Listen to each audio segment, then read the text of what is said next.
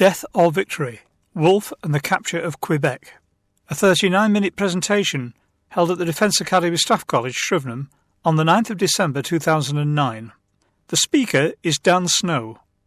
I'm going to talk about the campaign 1759, it used to be one of the classics of British imperial history. It's the story of the taking of the capital of this vast French empire in North America called New France.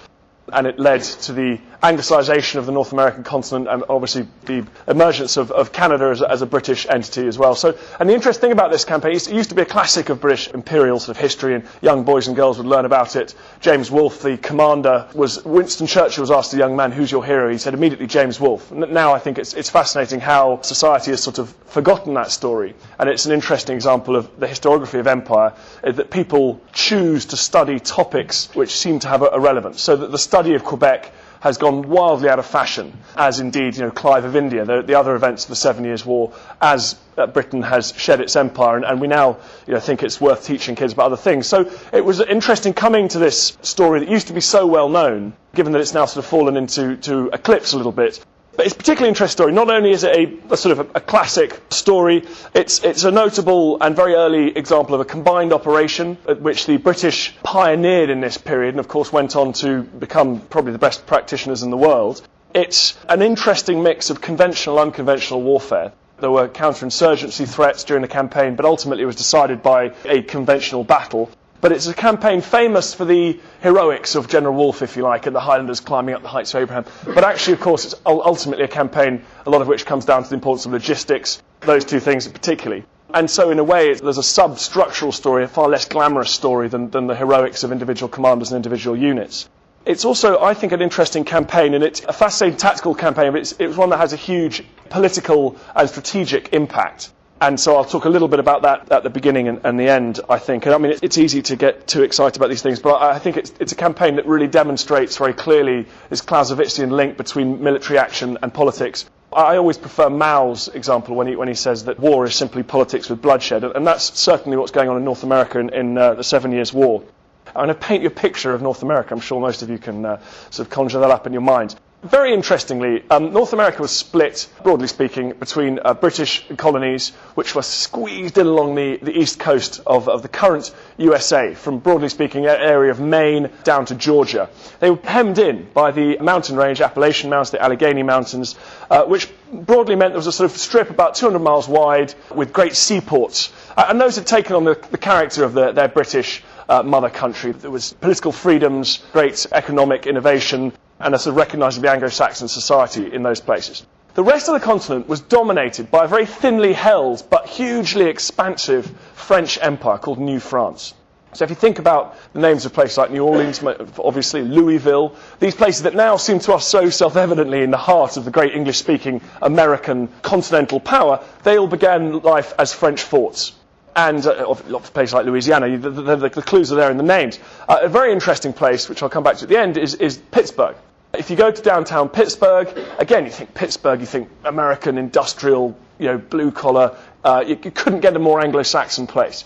Pittsburgh began life as Fort Duquesne. It was a French fort, and you can still see the outline of the fort in downtown Pittsburgh in the little city park. It's very interesting, sort of hexagonal outline of this original fort. So the French had a thinly held, it wasn't a settler empire like the British. There was only about 100,000 French settlers throughout this vast empire. The Brits already had something like 2 million people wedged into this east coast. But the Brits were, strategically, they were surrounded. They were desperate to break out from this narrow corridor along the east coast and seize this great fertile continent of the interior. The French controlled that interior, but they controlled it weakly, often with an alliance with the Native American tribes and with an occasional dispatch of regular troops from the French central, sort of the nucleus of French North America, which was along the St. Lawrence River, current-day Quebec, if you like, through into Ontario. Really, there was a sort of years of Cold War and sort of settlers. I mean, if you read Last of the Mohicans, there's an interesting description of life on the frontier. People trying to stake out new land holdings. Native American settlers egged on by the French, burning and scalping the settlers, burning those farmsteads. So there's sort of friction along the frontier. What happens in the mid-1750s is a young man is sent out from Virginia to try and lay more formal claim to these lands across the mountains, which are claimed also by the French. And his name is George Washington, a young British officer. And he blunders into a French force who he seems to, I'm disagreeing about what happens, but he sort of ambushes them and murders a lot of them. He seems to have lost control of some of his allied Native Americans, and it's all very complicated, but basically ignites what turns out to be this enormous global conflict. And very interesting, the importance of North America can be seen as it's gaining in population and economic sort of importance. Most wars between Britain and France start in Europe. They start when French armies threaten the Low Countries, or they expand in Europe in a way that is unacceptable to the British. Very interesting about the 7 Years' War, it begins in the Pennsylvania backcountry, so that the European nations are drawn into this struggle thanks to the activities of their colonists in North America, which is an interesting point. It turns into this great global conflict. Churchill refers to it as the First World War, which I suppose is true. There's fighting in West Africa, in North America, Caribbean, India, of course, famously, and eventually spreading right out to the East Indies as well, and obviously in Europe. On the whole, Britain quite rapidly establishes naval superiority for various interesting reasons, which I won't go into now. Britain established naval superiority, and it's a sort of attritional campaign at sea where it's wearing down French naval strength. As France is involved, France tends to invest its money in large armies fighting in the European theatre. Brilliantly, the forgotten hero of 1759, the birth of the British Empire, is Frederick the Great, because Britain is allied to one of the great military commanders in history who was able to hold down the French, Austrian and Russians for an almost unlimited period, sucking in huge amounts of resources and troops. So whilst Frederick is doing that with British money, the Brits are able to invest troops and resources outside the European theatre, so they take advantage of that. And Pitt is not the Prime Minister, but he's the man who's generally credited with the kind of strategic overview of British policy in this period. The Duke of Newcastle raises the money, Pitt spends it, and spends lots of it. Britain starts borrowing on an unprecedented scale. It throws huge amounts of money at basically stripping France of her extra European colonies. And that's a significant point which I'll come back to later. The Navy gets bigger than ever. It's up to about 80,000 sailors by 1759, and more regular troops being shipped across the North Atlantic to wage a campaign in North America, which very rapidly turns into a campaign of conquest. In French Canada, the war is still known as the War of Conquest. And unlike the war in Europe, for example, or wars in other colonies where there are sort of limited objectives, in North America it very rapidly becomes about the future of the North American continent, the future character of the North American continent. The war goes badly for the Brits, and a lethal combination of French expertise at fighting in the woods in this very difficult terrain, which has come from their alliance with Native Americans. Just very briefly, Native Americans are, at this stage, not to be confused with the kind of later 19th century annihilation of Native American armies. Native Americans are a very potent force in North America. The Iroquois Federation are expert guerrilla fighters, and it's very, very tricky for the British redcoats who are coming from Ireland, from the army in Britain, and being dumped into the Pennsylvania backcountry. And they suffer one of their kind of greatest defeats ever at the hands of Native Americans, with a leavening of French troops at the Monongahela, one of the great disasters of imperial history, together with the Cabul Pass or Isandlwana. Monongahela is this incredible defeat where 3 regiments suffer something like 50% casualties, having been ambushed by this Native American and French force. And so the British land forces in North America don't get very far trying to hack their way through the wilderness towards these important French settlements like Fort Duquesne, modern-day Pittsburgh, or Quebec and Montreal. Don't get very far. So what do the Brits do? Pitt decides he's going to use one absolute advantage that they have, and that's sea power. If you look at a map of North America, you see that there's this giant highway running into the heart of the continent called the St. Lawrence River. The Great Lakes drain into the St. Lawrence, all pours out of the North Atlantic. St. Lawrence is the artery of Canada, artery of this French Empire in North America. All the supplies required from France come up the St. Lawrence, and where it narrows, Quebec is a Native American word for the narrows. Where it narrows, the French had built a city, and it became their capital, and it dominated the North American interior. If you want to go up the St. Lawrence, you have to go past Quebec, and therefore the ownership of Quebec is rather important. Only people you like are able to pass, effectively. So by controlling this choke point, the French are able to really control commerce and communications with the whole interior of North America. This was a time when building a road from Pennsylvania over the Appalachians and into the interior, you progressed at about the speed of about 1 mile a day if you were building a road, and the terrain was unimaginably hard. Wagons shook themselves to pieces after about 2 days on roads like that. So sea power is absolutely vital. So the Brits decide to use this advantage in sea power and take an expeditionary force right up into the middle of French North America and capture the town of Quebec. Now, the man they've chosen to do this, to lead this force, is the 32-year-old officer called Wolfe, who brilliantly wrote to his uncle. He said, "My appointment is due to the backwardness of some of the older officers, which has forced the government to come down so low." So it's a classic case you get in Britain. Your peacetime army is not up to it. You clear out lots of very geriatric old field marshals and generals, and then you find younger men, guys like Amherst, Howe, Wolfe, because they all joined the army when they're about 12 or 13. So in this period, they're in their sort of early to mid to late 30s, really. They're in their 30s. And he was given command of the land forces, which were meant to be 12,000 men, but the great problem with land forces in this period, the attrition rate, scurvy, disease, they survive a winter in North America, incredibly hard, minus 30. Scurvy was a bigger problem in the outposts of North America than it was on board ships. It was harder to get fresh provisions, harder to get antiscorbutics when you're isolated in a fort in upstate New York than it is actually when you're at sea and able to stop in places and resupply. So the force was reduced to about 8,000 men that he picked up in Nova Scotia. The admiral in charge is the kind of hidden hero of Quebec, but he's not a very good self-publicist. He didn't leave any papers behind. Admiral Sanders, one of the forgotten heroes of British history, and a man who Horace Walpole said, "He was a pattern of the most sturdy bravery, united with the most unaffected modesty. No man said less or deserved more." So that's already quite an interesting relationship between these two men. Sanders had grown up at sea, a classic product of the Georgian Navy, went to sea at 13, thanks to the patronage of an uncle, very typical career path for an officer, became fabulously rich because of prize money, became an MP, bought his way into the sort of military and political elite of the country, and was given command of this expeditionary force. A very, very capable man indeed. Wolfe is much younger. He's seen a lot of action, but he's never commanded a force. He commanded a brigade during a battle the year before, but he's very, very inexperienced, and that would certainly show. The logistical effort was extraordinary. Pitt was spending unprecedented amounts of money on this war. The British had developed a financial system that allowed the states to borrow huge amounts of money and have the interest on that money funded by taxation. They'd invented modern finance, which until last year, when I gave a talk, everyone in the room would say, "Oh, how very clever of them, that's brilliant." So you just borrow gigantic amounts of cash and assume that you'll never have to pay off the capital. The economic system that survived so robustly until last autumn was basically invented in this period, if you like. So 130 ships went, carrying 163 pieces of artillery, 75,000 cannonballs, 65,000 shells for mortars, 1.2 million musket cartridges, and 11,000 barrels of powder. And really, that is an extraordinary projection of force that the French were simply incapable of doing at this time. The French was a richer country, but Britain was more highly taxed, more efficiently taxed, and the government was capable of raising more money. And they were spending it in a very targeted way on stripping the French of their colonies in North America in this example.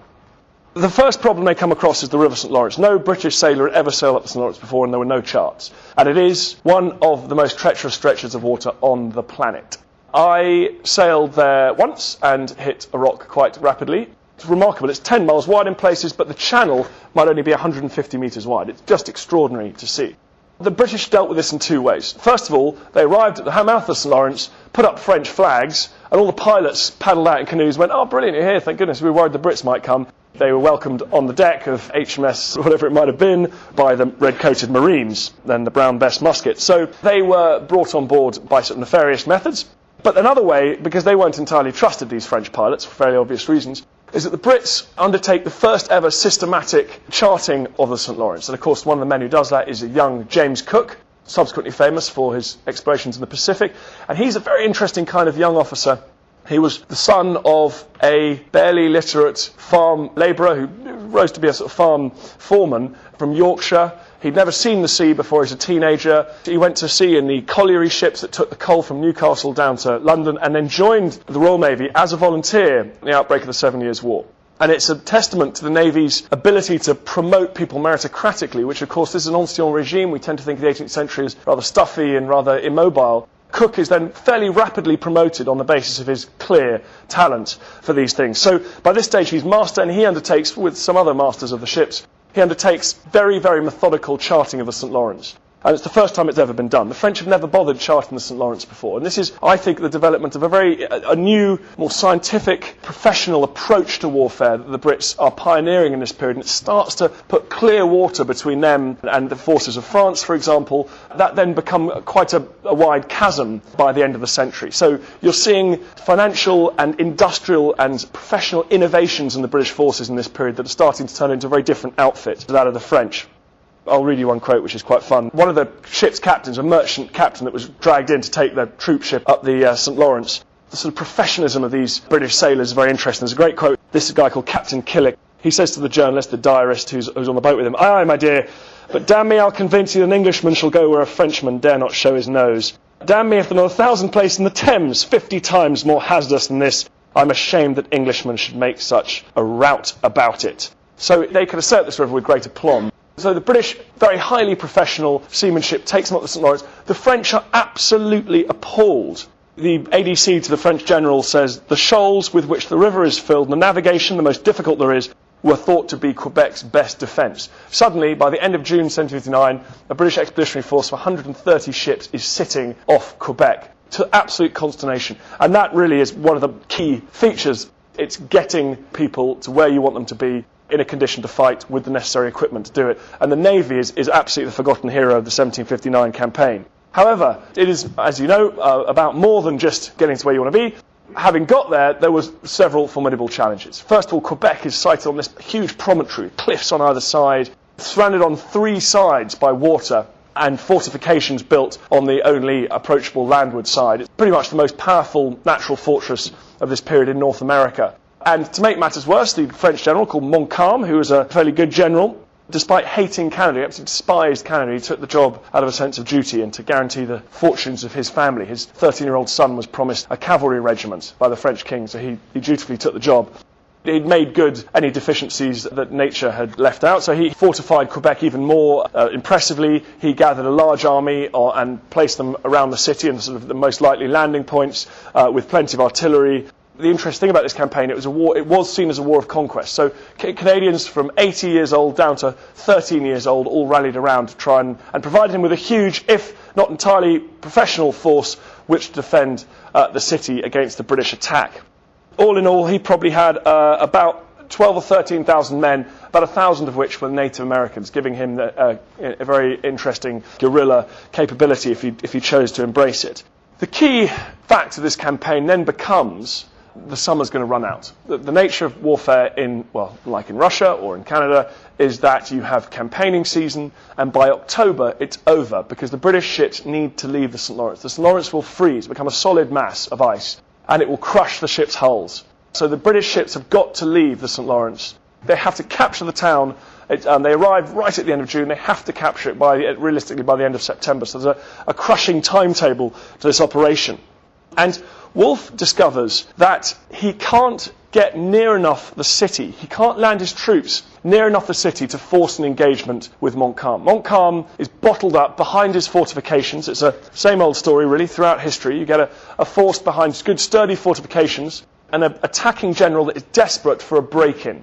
And Wolfe lands at various places around Quebec, and each time finds that he's unable to cross the final hurdle and get in towards the city. And interestingly, there is then this problem that the British troops are operating deep in the American wilderness and start to suffer a series of guerrilla attacks, and they start to face a very serious insurgency. So redcoats are going out on patrol, going looking for firewood, going looking for fresh vegetables to try and augment their diets, and their mutilated bodies are being found in the morning. So the campaign rapidly descends into a spiral of real, visceral hatred of one side for the other, and a spiral of atrocity as farms are burnt in reprisals for these guerrilla attacks.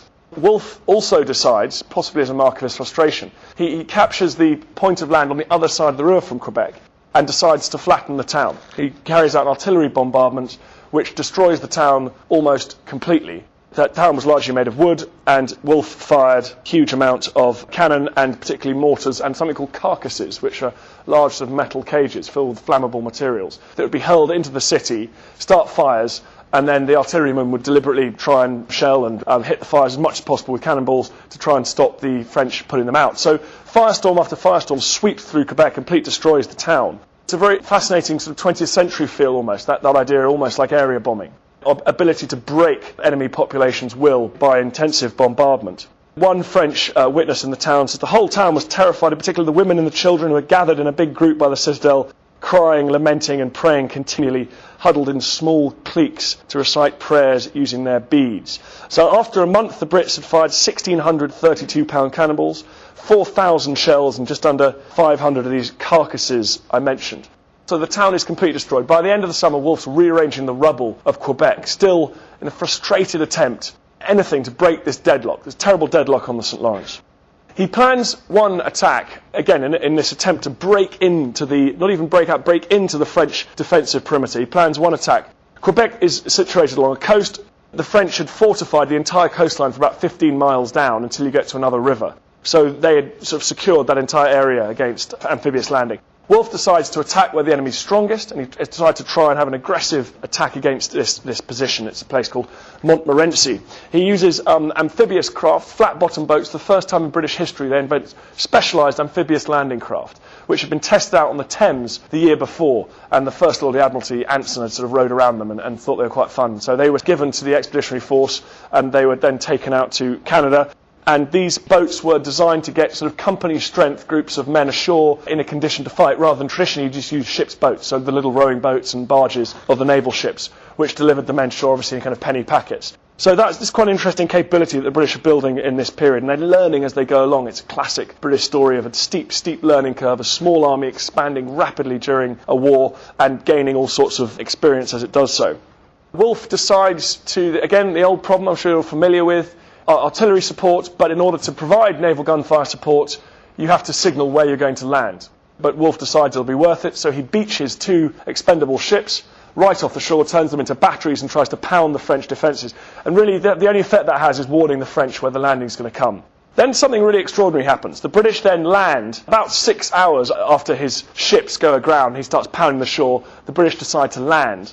So everyone knows they're coming by this stage. But then something very interesting happens, which says a lot about the character of 18th century soldiers. There's this perception you might get if you read Bernard Cornwell and Sharp, that they're all sort of dragooned into it. They're a bunch of criminals that are kept in order by the lash and the threat of physical violence. But actually, they weren't.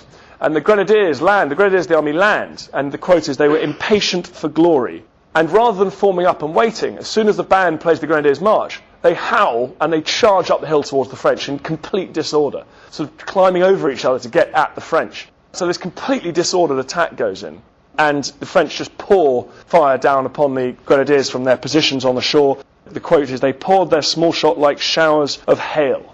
And the Grenadiers took terrible casualties. But it says something fascinating about the Grenadiers in this period. Their pride in their units, they were apparently competing with the Grenadiers of other regiments, trying to break into the French positions first. And there's a great song that one of them wrote, which again, it feels like a very modern song. I'll read out a verse or two. Come each death-doing dog that dares venture his neck, come follow the hero that goes to Quebec. Jump aboard the transports and loose every sail. Pay your debts at the tavern by giving leg bail, and ye that love fighting shall soon have enough. Wolfe commands us, boys, and we shall give them hot stuff. And my favourite verse is actually the next one. And when we have done with the mortars and guns, if you please, Madam Abbess, a word with your nuns. Each soldier shall enter the convent in buff, and then never fear, we shall give them hot stuff. And I just think this, it's very funny, but I also think it says something really extraordinary about infantrymen in this period, something quite challenging. And it was written by a man called Ned Botwood, and unfortunately Ned was one of the soldiers actually killed in this assault. So the attack goes badly wrong. Wolfe calls it off. He finally makes a good decision, that's to call off the attack. He then suffers a massive lack of some crisis of confidence, and he says, the blame for that unlucky day I take entirely upon my own shoulders and expect to suffer for it. Accidents cannot be helped, but as much as the plan was defective, it falls on me. And his chief engineer says by the beginning of August, there is little or no chance of landing on a coast so naturally strong and fortified, defended by superior numbers, and the capture of that city had now become doubtful.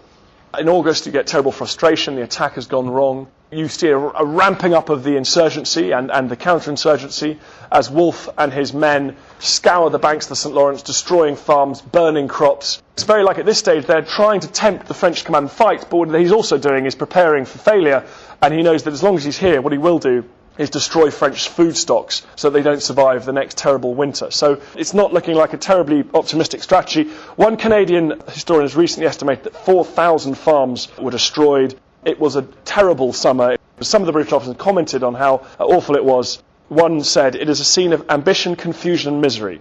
I have never served in so disagreeable a campaign as this. Our unequal force has reduced our operations in a scene of skirmishing, cruelty and devastation. It is war of the worst shape, a scene I ought not to be in. the reprisals against Native Americans, against the Canadians, for attacks carried out from the British get even worse. Wolfe is forced to issue the following proclamation. He said, "The General strictly forbids the inhuman practice of scalping, except when the enemy are Indians or Canadians dressed as Indians." And so you get a sense of the really ethnic hatred that exists at this point. Many of Wolfe's generals, all three of his brigadiers and his Admiral Sanders, start to fall out with Wolfe badly, and there's a real dysfunction at the top of the British command. He writes to his mum at one stage, saying, "My writing to you will convince you that no personal evils worse than defeats and disappointments have fallen upon me. But I've hatched a plan of quitting the service, which I'm determined to do at the first opportunity." So he's psychologically broken by the events of the summer. And then disease starts to ravage the army. As with all 18th century, all pre-modern warfare, disease stalks large bodies of men, particularly ones encamped in the same place for long periods of time.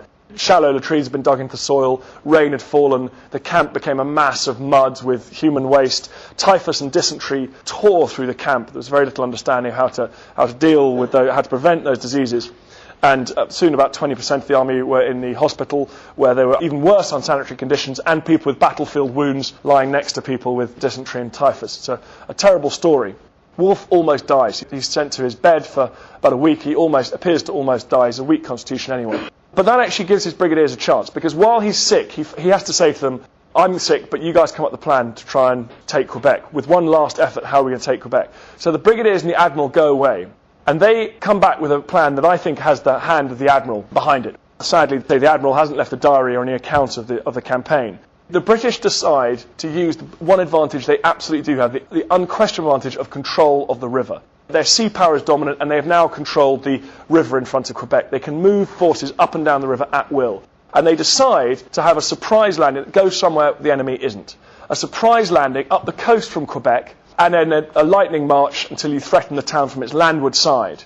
Now, there were troops, the French troops, shadowing the British ships. You can imagine marching up and down day after day as the British ships went up and down with the tide. But this was sort of exhausting thing to do, and also there's obviously an opportunity to feint one way and go the other. This is what the brigadiers come to Wolfe with as soon as his health starts to improve, and he writes home saying, "My ill state of health hinders me from executing my own plan. It is of a too desperate nature to order others to execute. However, the generals seem alike to think about the operation. I therefore reluctantly join with them, and perhaps we may find some opportunity to strike a blow." Well, that's exactly what they managed to do. They embark a huge number of troops on a fleet of ships that just goes up and down with the tide, keeps the French guessing. The French are incredibly frustrated about where this attack is going to land. And on the night of the 12th of September, a clear night with a strong ebb tide running, a force of ships sails upriver, whilst an amphibious force detaches itself from the ships and goes 10 miles downriver. So whilst the shadowing force on the shore are marching upriver, the main British thrust is about to come downstream. It's one of the most famous amphibious landings of all time. They land in a place called Anse-Foulon, which is a small ravine guarded by a group of French and Canadian troops. But they clamber up this great cliff, one of the great sort of epics of British imperial history. They clamber up this cliff, led by Highland volunteers. Interesting kind of side story is that the Highlanders at this point are fighting for the British. 15 years before, most of the Highlanders had been out in revolt against the British government, which ended in the Battle of Culloden. And Wolfe, as a young subaltern, fought at Culloden. Now many of the Highlanders in his army are fighting for him, and people always ask me to explain that. And I think frankly, the main observation is that Highlanders just loved fighting, and they didn't really mind if they're fighting for. And the other thing, which was slightly more subtle, is that the British government had banned, following Culloden, they'd banned the use of the bagpipes as a weapon of war, the wearing of the plaid, the carrying of Highland weapons. But they cleverly brought in a rule when they were getting short of troops. They said, actually, you're allowed to do that as long as you're fighting in a British Army regiment. So suddenly, given the chance to serve under their clan officers, to listen to the pipes, to wear their traditional garb, many of the Highlanders joined up. The Highland regiments were absolutely packed with volunteers in this period and went on to perform extremely well, as we'll see now. They managed to climb up the slopes, drive off the French force guarding this little cove, and the main British force was landed.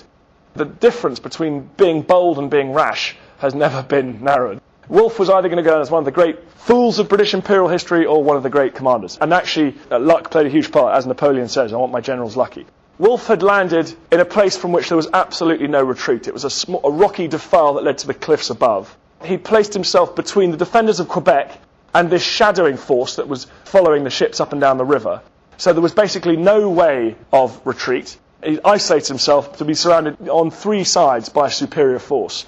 But that's military history for you. He marched his army up onto the plains. The French were provoked out. The French saw this army on the landward side of Quebec. They didn't think their walls could stand up to the kind of British Army's bombardment with this modern siege train, this almost unlimited supply of siege material. And they decided to come out and fight for Quebec in an open battle. And now, after a summer of insurgency and sort of operations in the woods, the British Army were now doing what they did very well, which was stand up in 2 lines, thin red line, and fire their muskets 3 aimed shots a minute. And they were looking forward to this opportunity. So there they stood in absolute silence, stretching for a mile and a bit across the plain of Abraham. The French came out like bees out of a hive. One British soldier remembers them coming out of Quebec like it's a huge force, keen, enthusiastic, but fairly disorganised, with a backbone of regular troops, but with a lot of militiamen as well. And the British were then forced to endure a pretty harrowing, irregular sort of skirmish, if you like. Skirmishers and Native Americans went around the British Army and took a terrible toll of the regiments, particularly on the flanks, took a terrible toll. And Wolfe, interestingly, famous Wellingtonian tactic, made his men lie down. So the French commander was presented with a very interesting scene. He had an incredibly enthusiastic army behind him. He could see more and more British arriving up from their landing point, but the land was broken, it was hilly, there were British lying down on the ground. He couldn't make an accurate estimation of how many redcoats had got up and already landed that morning. He couldn't be aware that by this stage, the British Army and Navy were pretty good at this kind of combined operation, and they'd managed to deliver something like 4,000 men in the space of a couple of hours up onto the heights of Abraham, which was remarkable, a feat made possible by the Navy's expertise in this kind of amphibious warfare. And as people know, as Rommel knew after D-Day, the key thing about amphibious landings is get there first with the most. And Montcalm made the decision to send his men in to attack this beachhead before the Brits had a chance to land more reinforcements, and very importantly, before they had a chance to land artillery and turn it into kind of an impregnable camp. So Montcalm decides to attack. He actually says, we cannot avoid action. The enemy is digging in. He already has 2 pieces of cannon. If we give him time to establish himself, we shall never be able to attack him with the troops we have. And I think there was an impulsion towards attacking. The offensive is absolutely written into French officers' DNA in this period, and indeed right up until including the First World War. And I think that was the unanimous decision of all the French present on the field that day, even though it would lead to a terrible defeat. The French charged towards the Brits, broadly in 2 major columns, enthusiastically but not particularly regular fashion. They started firing when they were too far away. I was testing Brown Bess muskets the other day, and at 70 metres it's very hard to hit anything, and when you do hit something you might not puncture the skin. A lot of British troops found that they were getting hit with musket balls. The velocity had basically fallen off them and they weren't getting killed or injured by them, but the British stood absolutely still in dead silence, and the French came closer and closer and closer. At 30 yards, which is actually remarkably close. I tested the Brown Bess at 30 yards the other day, and you still can't believe how close the targets are. At 30 yards, the shout went out across the British line, just over 1,000 muskets in the front line. The shout went up, present, 1,000 muskets were level to the shoulder, and then a second later, fire. Many of the frontline British troops had double-shotted their muskets, because at that kind of range, a 2/3 powder charge, so you don't blow the breech apart, it will still send 2 balls with sufficient velocity to kill or maim, and they'll spread out to about that far, so you have a good chance of hitting 2 different people as well, or certainly dropping 1 person, as the archaeologist told me that we were working with. So at 30 yards, this giant volley goes in and completely annihilates the front few ranks of the French attack, which of course inevitably removes the more enthusiastic men, perhaps the natural leaders. The French regimental commanders were all killed virtually immediately. 3 of their regular officers were killed, their COs were killed immediately. 1 commander had his horse shot from under him virtually immediately. One historian famously calls it the most perfect volley ever fired by a British army on the battlefield. The British then, of course, immediately, like automatons, go through their drill. They're able to fire 1 aimed shot every 20 seconds, and they then pour several volleys of devastating fire into the French. The French can't see where the fire's coming from. The musket smoke's extraordinary. The noise would be extraordinary, tripping over your own dead and wounded. Within seconds, really, certainly within a few minutes, the French give up any attempt to try and advance towards the fire, and they run back the way they came. So a long summer of attritional fighting, of insurgency, ends with a conventional engagement that lasts 10 minutes. The French run away. At that point, the Highlanders go completely berserk, and they draw their broadswords and chase after the French. They take a terrible toll. One witness says, "Those breechless fellows are an honour to their country." And they went charging along. Many of the survivors at the battle who wrote accounts, funny enough, the thing they all comment on is the terrible wounds that you get from broadswords, from edged weapons. Very interesting. Wolfe was killed at the height of the battle, probably doing his reputation a great deal of good. 2 out of every 7 officers in the British line were killed or wounded. Being an officer in the 18th century is extreme danger. Army commanders regularly killed. In fact, the British Army was effectively decapitated. The second in command was shot in the lung. Wolfe's ADCs, 1 was killed, 1 was injured. I mean, there was a terrible toll taken, and partly that's because of all these sharpshooters around the edge of the battlefield. They took a terrible toll on the British. But Quebec fell. Montcalm was also killed as he entered Quebec with the mass of people. He was shot in the chest, I think, and he died the next morning. The French abandoned Quebec, the city, and retreated into the heart of the colony, where the following year they were mopped up by a triple-pronged attack from the British down the St. Lawrence and across from upstate New York. It had been possibly the decisive battle for deciding the outcome of the campaign in North America. As a result of this, Canada was occupied by the Brits, and in the peace, very amusingly, I always think, the French were made to decide between Guadeloupe and Canada, and they were desperate to get back Guadeloupe because, of course, the rich sugar production in Guadeloupe was actually worth more than all the furs and the potential of Canada. Of course, at that point, many people thought Canada was a big, empty waste of space. The fact it's now got the arguably first, but certainly the second largest oil reserves on the planet. Wasn't known, of course, at that stage, but would have been useful. So the French gave away New France. They gave a chunk of it, the most useless part of it, to the Spanish down in the western side of the Mississippi, but the valuable land, the American Midwest, from the Mississippi right the way up to the Great Lakes and beyond into Canada, right the way up to the Appalachians, was handed over to the British Empire with incalculable geostrategic effect on the rest of history. So Duquesne became Pittsburgh.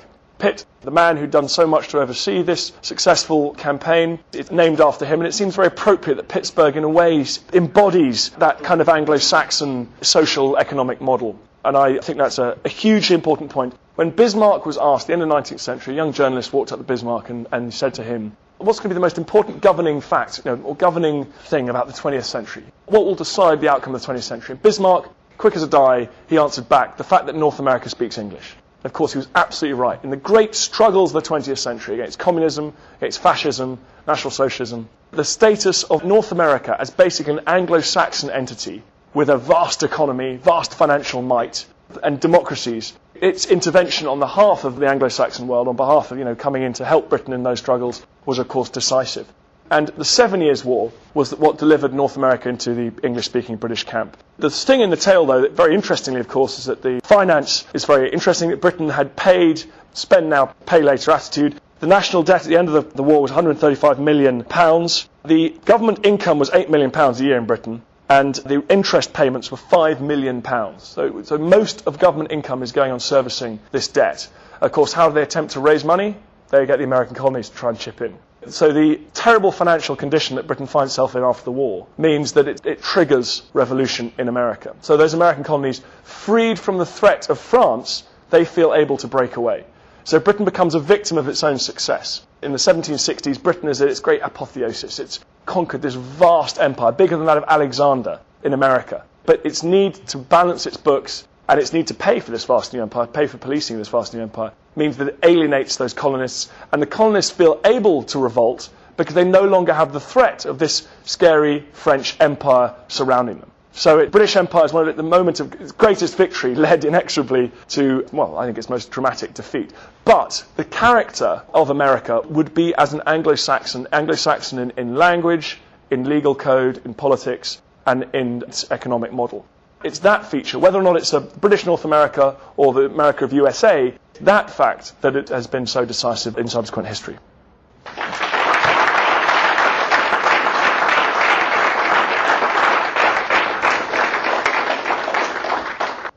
Please note that any views expressed in this presentation are entirely and solely those of the speaker and do not necessarily reflect the official thinking and policy of their organisation, Her Majesty's Government, or the Ministry of Defence.